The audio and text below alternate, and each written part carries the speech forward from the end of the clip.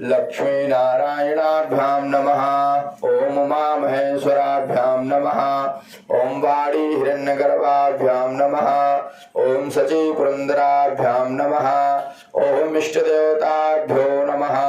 ओम कुलदेवताभ्यो नमः। ओम स्थानदेवताभ्यो नमः। ओम वास्तुदेवताभ्यो नमः। ओम सर्वेभ्यो देवेभ्यो नमः। ओम सर्वेभ्यो ब्राह्मणेभ्यो श्रीमन्महागणाधिपतये नमो नमः। ओम पुनः हाथ में दुर्वा और पुष्प लेकर के भगवान गणपति गजानन जी के स्वरूप का स्मरण करना है। हरि ओम।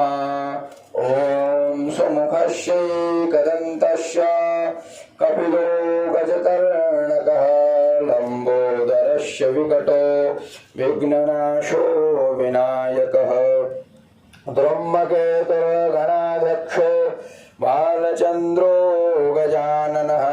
द्वादशैतानि नामानि यः पठेत् शृणुयादपि विद्यारम्भे विवाहे च प्रवेशे निर्गमे तथा संग्रामे संकटेष्यैव विघ्नतस्य न जायते।